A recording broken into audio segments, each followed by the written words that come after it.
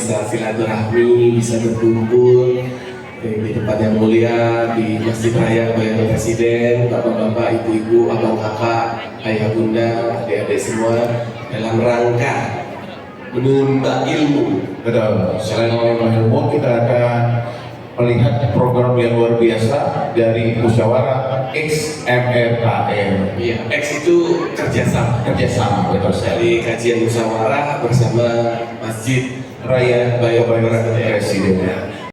Musyawarah sudah memulai program distribusi beras kepada 70 pondok pesantren, utamanya di Tangsel.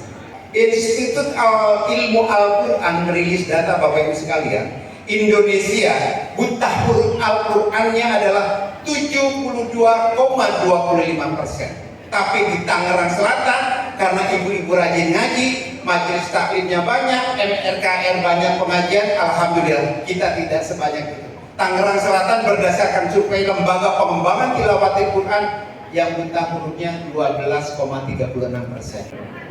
Bismillahirrahmanirrahim. Assalamualaikum warahmatullahi wabarakatuh.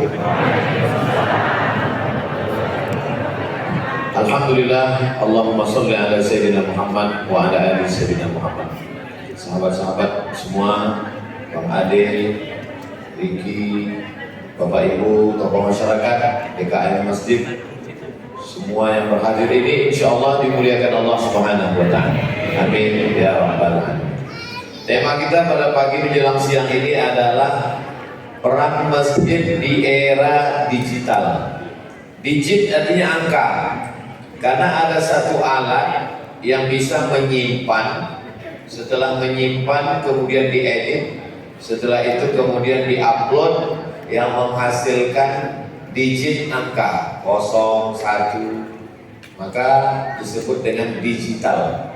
Jadi apa bedanya masjid zaman dulu dengan zaman sekarang? Sama, hanya saja ada beberapa hal yang perlu kita perhatikan. Yang pertama, kalau dulu orang datang ke masjid untuk mendengarkan tausiah, sekarang orang datang ke masjid mau merekam, dia punya channel.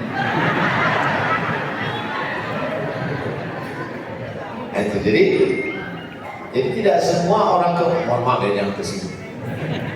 Kuncing dengan tausiah Ustaz Somad itu satu saja, jangan tersinggung.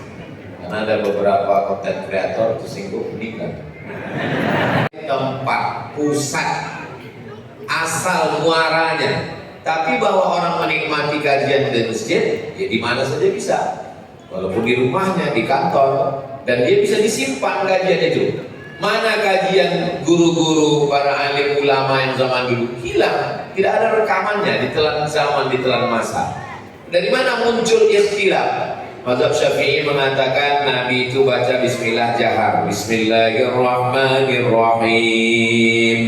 Mazhab Hanafi dengan Hambali mengatakan Bismillahnya sir, Bismillahirrahmanirrahim. Alhamdulillahirabbil alamin. Mazhab Maliki mengatakan nggak ada basmalah sama sekali. Alhamdulillahirabbil alamin, Ar-Rahmanir-Rahim. Kenapa muncul ikhtilaf itu? Karena nggak ada rekaman.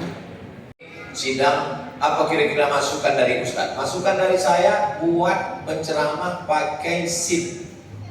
Sama seperti SIM supir, driver, ada yang bat 2, bat 4, bat 6, bat 8. SIM A boleh ceramah, boleh sholawat, boleh tanya jawab. SIM B ceramah saja, jangan tanya jawab.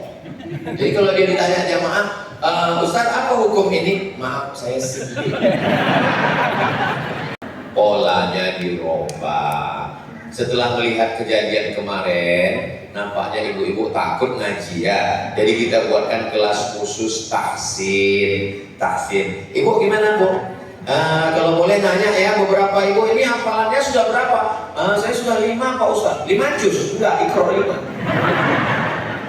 Saya kalau mau belajar bahasa Arab, nunggu jamaah haji pulang bawa koran bungkus korma. Orang semua minta korma, minta air zam-zam. Saya nanya, mana bungkus kormanya? Untuk belajar nulis bahasa Arab. Sekarang, koran yang keluar hari ini di Kairo, kita lebih dulu baca daripada orang Kairo. Kenapa? Karena Kairo jam 6 pagi, kita sudah jam 9. Kita lebih dulu daripada Kairo. Kita lebih dulu baca Quran Mesir daripada orang Mesir. Di luar ada booth ya, ada stand-up mulai dari fashion sampai dengan kuliner. Betul.